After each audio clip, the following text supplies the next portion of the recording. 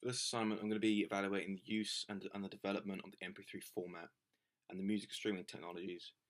Then I will discuss the effect that the MP3 streaming has had on the current music industry, identifying the positives and negatives before discussing why the industry is taking the direction towards digital streaming and downloads.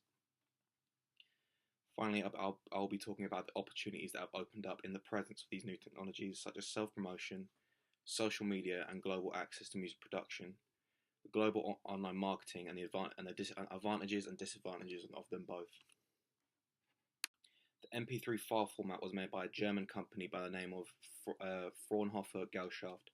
In 1987, a part of the company started researching into a way of compressing audio down to have audibly high quality with a low footprint. Karl-Heinz Brandberg, whom is commonly known as the grandfather of the MP3, led the research, and in 1993 the first version of the format was published. In 1999, a company by the name of Sub Pop was the first to distribute tracks in the form of MP3s. The same year, portable music players started to appear. What they intended to do when starting out the research into the format was ultimately to greatly reduce the file size of the music whilst still retaining the audible quality. Fraunhofer Gesellschaft said, without data reduction, digital audio signals typically consist of 16-bit samples recorded at a sampling rate more than twice the audio bandwidth, e.g., 44.1 for compact discs or CDs. So you end up with more than 1.4 megabits to represent 1 second of stereo music in CD quality. By using MPEG audio coding, you shrink down the original sound data from a CD by a factor of 12 without losing the quality. In 1997, a man by the name of Tomislav Uzelak of Advanced Multimedia Products developed the first successful MP3 player, and later 2 university students ported the software to Windows, creating Winamp.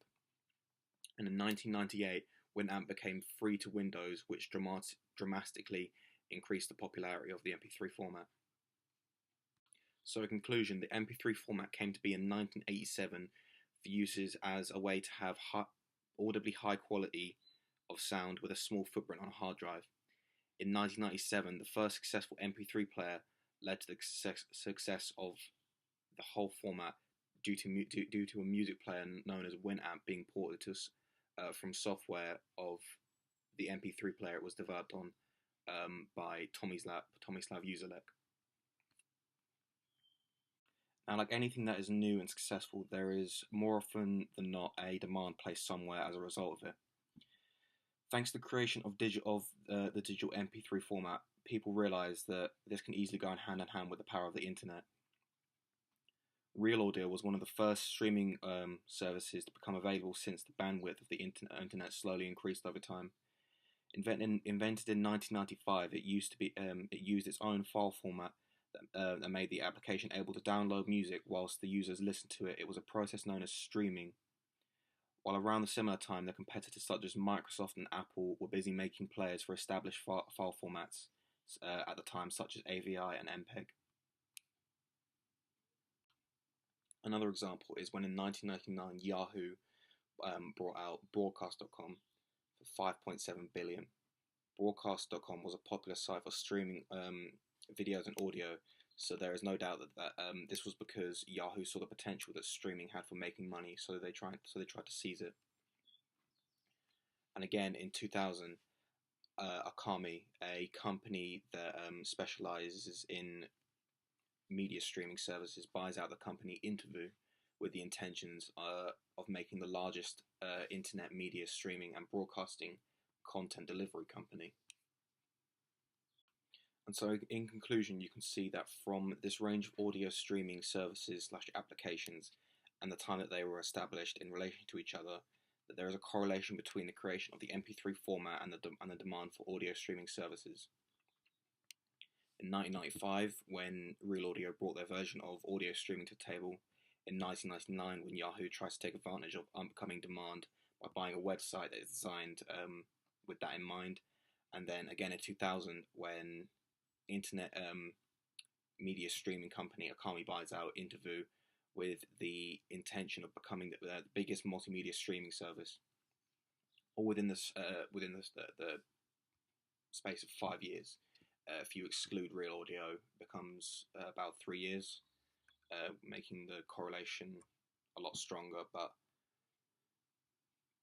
real audio didn't really use MP3s; it used its own file format, but it was relevant to streaming. Now I'll talk about the effects of MP3 and streaming on the industry. To start off, a negative effect that MP3s have had in the industry is that users have found that streaming an album is much easier and cheaper than going out and buying an album from the store or shop. This is bad news for any artist who plans on making a living from album sales because streaming and digital downloads have almost made that form of buying and listening to music outdated. For example, I know for a fact that me and many other people I know subscribe to Spotify, an extremely big and popular music streaming / downloading application, which makes it extremely quick and easy to find the music you like, download it, and listen to it. And then, just like the internet with MP3s, the mobile application of the software goes hand in hand with mobile data usage that is given to everyday mobile phone tariffs, making it easier to listen to music on the go and nearly anywhere you are. To balance this out, an upside of the effect of MP3s is that it totally expands potential for growth in many ways for the music industry. For example, before the discovery of the power of the internet, artists relied on album sales for their income as well as gigs. However, in this new digital domain, for the MP3 version of their recorded music, it allows huge possibilities such as global online marketing. For example, such as iTunes and Spotify are huge in the music industry as a medium to users who listen and or download their music. This has become insanely popular over the past few years. This is, I think, an upside to the music industry because it brings a new dimension that companies can easily take advantage of. It may hinder the success rate of art, of artists' albums being bought in a shop. But on that same note, if someone's record is in a shop somewhere and is in that one shop only, and another artist has their record on an online shop, a lot more people will have access to the online shop because the internet is everywhere. Another upside of the effects of MP3 is that it essentially is the future of the next industry, simply because it has far too many benefits that outweigh the drawbacks. This is the same for many cases. For example, if you look how the digital world has replaced the analog world because of the benefits it brings to the table, it's easy to assume that sooner or later the music industry will be nearly completely digitized. The same reason you might see digital consoles for high-end gigs and most studio nowadays. Some people might think it is a bad thing, but I'm convinced that it's for the better because selling content in a digital format through a digital cloud in which can be accessed from nearly anywhere nowadays sounds a lot more lucrative and successful than selling physical copies that cost money to copy, and manufacture, and can only be bought from the areas that they are sold in. I'm absolutely positive that the iTunes store sell far more copies of nearly all their albums than your nearest record shop. And now we'll talk about why the industry is taking the direction toward digital streaming and downloading. It's taking this direction because people who are at the head of the industry understand that the people are more likely to invest their hard-earned money into something that is miles more convenient and accessible.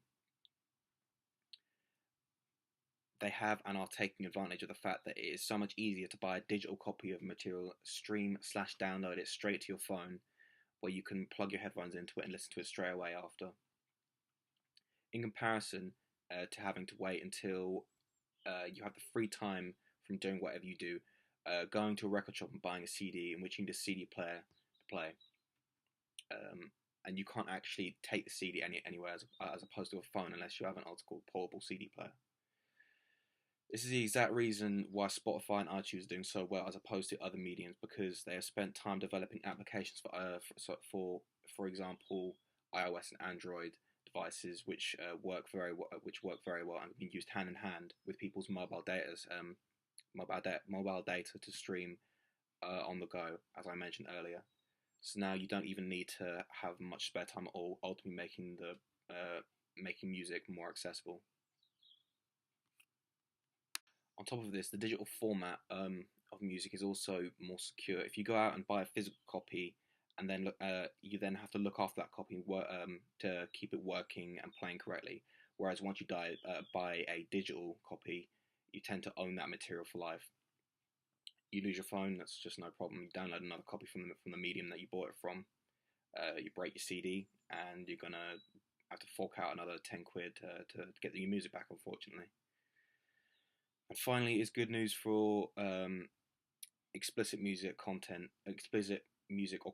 that people may consider vulgar. I mean, how else would I listen to the three-piece deathcore band Infant Annihilator? Because it's harder for people to kick up a fuss over music when it's not being sold in a shop near them instead of an online shop or store, which they have such little control over. A Greek philosopher by the name of Plato once said, "Empty vessels make the most noise." Now I'll talk about the opportunities opened up by these new technologies. Thanks to the internet, the digital age has started to take over not just people's houses, but the studios in which the material is born within. As the digital hardware became more ubiquitous within studios, the output format inevitably became digital, thus leading to the MP3 format, which was much needed, meaning that the production of the music was cheaper. As the digital audio workstation came to be, meaning that more people had access to creating music from the comfort of their own homes, meaning the quantity of music being made was sufficient enough to fill the space that was created by the digital ways of selling and conveying music. So, for example, on the cloud and in iTunes and Spotify. Not only this, but self-promotion has now become an essential aspect of the music industry. You'll find that nearly every band slash artist